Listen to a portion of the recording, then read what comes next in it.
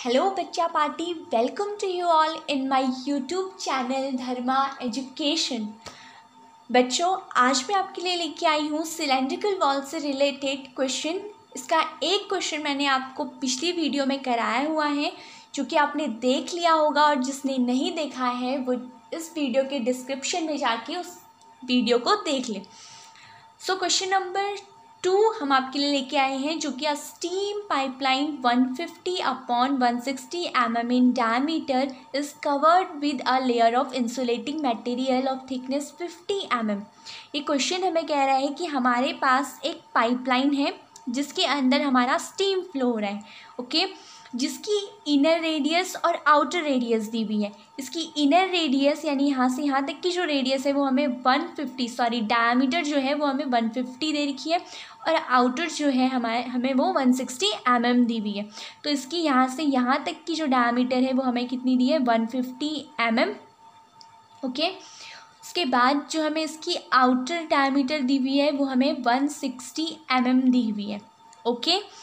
फिर बोल रहा है कि ये जो हमारा पाइपलाइन है ना, ये जो पाइपलाइन है, ये जो पाइप है, ये हमारा सराउंडेड है इंसुलेटिंग मटेरियल से। और आपको मैंने अच्छे से बताया हुआ कि इंसुलेटिंग मटेरियल का यूज़ हम हीट लॉस को रिड्यूस करने के लिए करते हैं। सो यहाँ पे भी हीट लॉस को रिड्यूस करने के लिए हमने इंसुलेटिंग मटेरियल लगाया हुआ है, जिसकी थिकनेस हमें दी हुई है 50 mm। ये इसकी थिकनेस हो गई, यानी कि ये वाला पार्ट जो है ये इंसुलेटिंग मटेरियल का है, और ये इसकी थिकनेस हो गई 50 mm, राइट। आई होप आपको ये समझ में आ गया होगा, राइट। चलिए आगे बढ़ते हैं। The temperature inside the pipeline is 393 kelvin. इस पाइपलाइन के अंदर का जो टेम्परेचर है, यानी इस पार्ट में मटेरियल फ्लो करेगा, हमारी जो स्टीम होगी वो इसके अंदर फ्लो करेगी, तो यहाँ पे जो टेम्परेचर है वो हमारा कितना है, 393 केल्विन, ओके। सो हम यहाँ पे उसका टेम्परेचर ले लेते हैं T1, जिसे कि हम कितना हो जाएगा, T1 is equals to 393 kelvin, okay. फिर हमें बोल रहा है कि outside surface of insulating is 313 K, और इसका जो इंसुलेटिंग मटेरियल जो हमने लगाई हुई है उसका जो आउटर सरफेस है, यानी यहाँ पे जो टेम्परेचर है हमारा T2 हम इसे लेंगे, और यहाँ पे इसकी वैल्यू जो होगी वो कितनी होगी हमारी, वो है 313 kelvin, okay.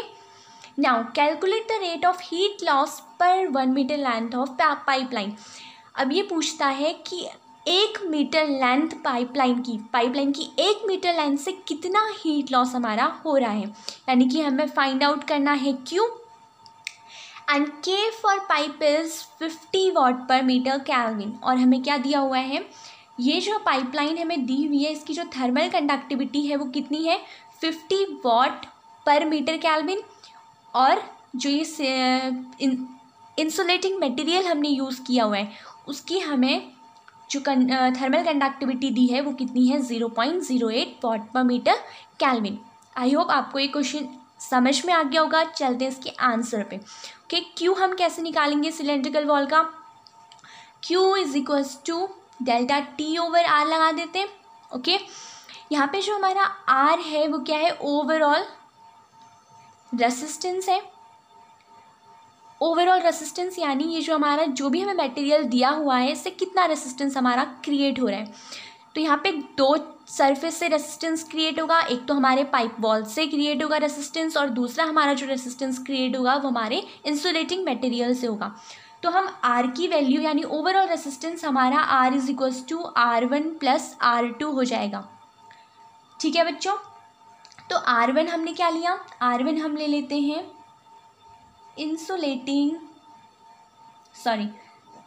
Thermal resistance of pipeline, okay. हमने R1 इस पाइपलाइन का थर्मल रेसिस्टेंस लिया,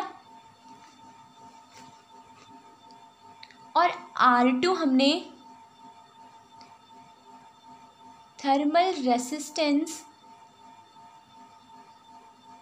ऑफ इंसुलेटिंग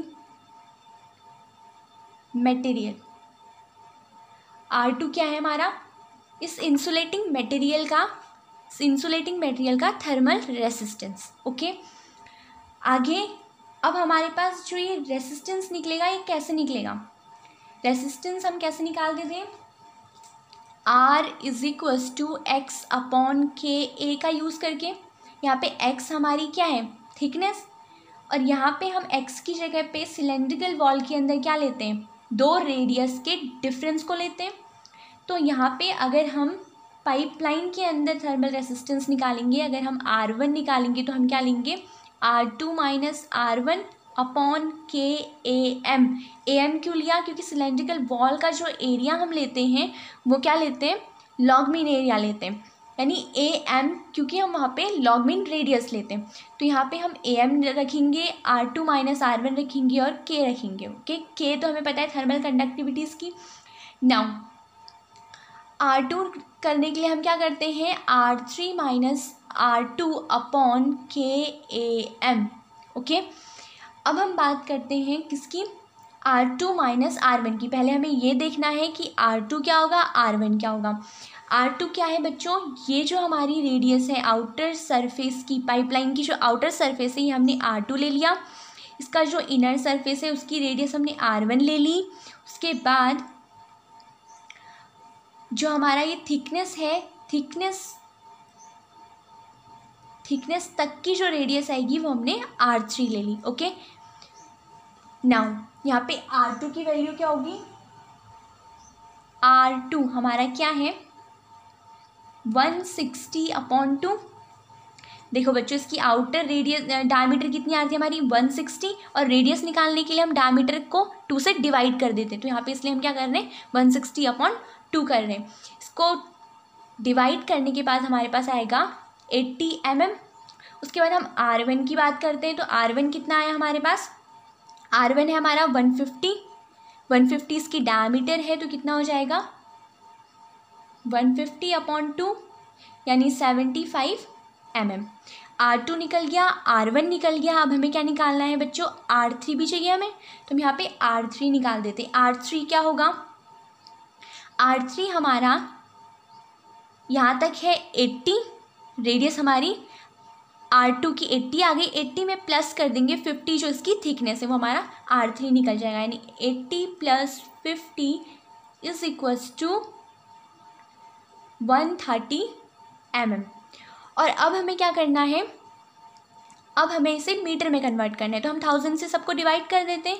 ये हो जाएगा हमारा 0.08 मीटर, ये हो जाएगा 0.075 मीटर, और ये हो जाएगा 0.13 मीटर। आई होप आपको इतना समझ में आ गया होगा। नाउ अब हमारे पास R2 की वैल्यू आ गई, R1 की वैल्यू आ गई, के हमें पता है। नाउ AM की वैल्यू निकालनी है, राइट। AM की वैल्यू निकालने के लिए हम क्या करते हैं, AM इज इक्वल्स टू क्या होता है, सिलेंडर का एरिया क्या होगा हमारा, सिलेंडर का एरिया 2πr/m/l। L की वैल्यू हमें 1 पता है, RM की वैल्यू हमें नहीं पता, तो हम क्या करते हैं RM की वैल्यू निकालते हैं। और RM की वैल्यू क्या होती है, R2 minus R1 upon ln R2 upon R1। Okay, ये वैल्यू होती है। अगर हमें R1 के लिए निकालना है तो हम R2 माइनस R1 करेंगे, और अगर R2 के लिए निकालना है तो R3 माइनस R2 यहाँ पे ले लेंगे, और ये R3 अपॉन R2 हो जाएगा। सॉरी, हाँ यस, R3 अपॉन R2 हो जाएगा। ओके, सो हम इसकी वैल्यू AM में रखते हैं, और हमारे पास यहाँ पे हम क्या करेंगे, वैल्यू पुट कर देते हैं। पहले R2 की वैल्यू कितनी है हमारे पास, R2 की value I 0.08 minus 0.075 divided by ln 0.08 and divided by 0.075। जब हम इस पूरे को सॉल्व करके इसमें डाल देते हैं, ठीक है, यानी इसको पुट हम यहाँ पे कर देंगे, put the value of RM at AM। Okay, हमने यहाँ पे से पुट किया, तो AM इज इक्वल्स टू क्या हो जाएगा 2π 0.08 माइनस 0.075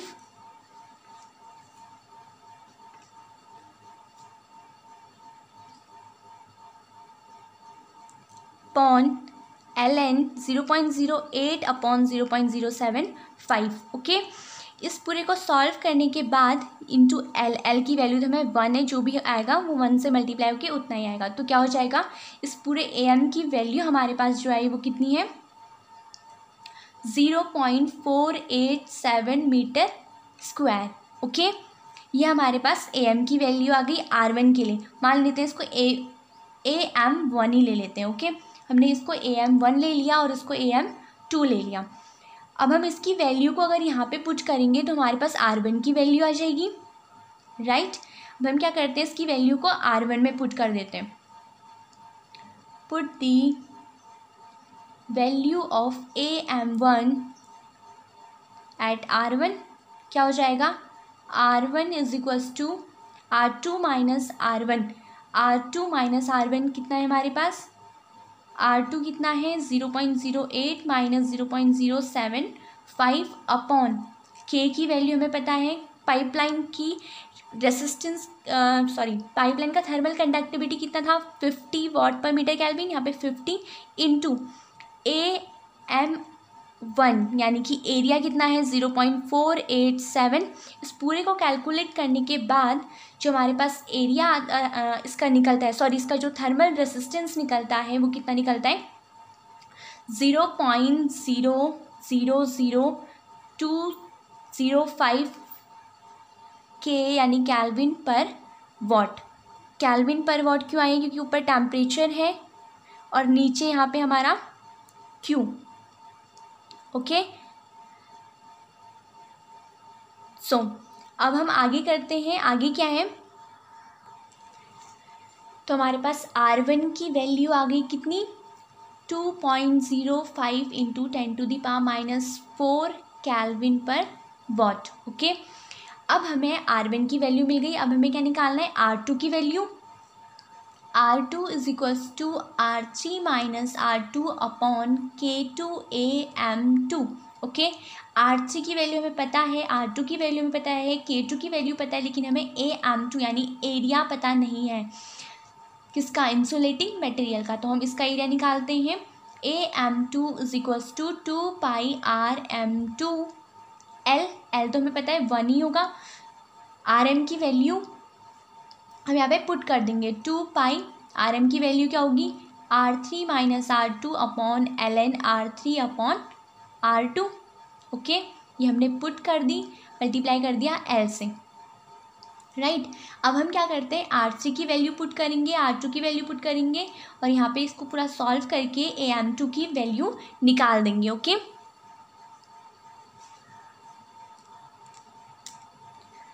सो R2 की वैल्यू, R3 की वैल्यू कितनी आई हमारे पास, R3 की वैल्यू है 0.13 और R2 की वैल्यू है 0.08 अपॉन ln R3 यानी कि 0.13 अपॉन 0.08। ओके, और L की वैल्यू में पता है 1 है, इसे हम 1 से मल्टीप्लाई कर देते हैं।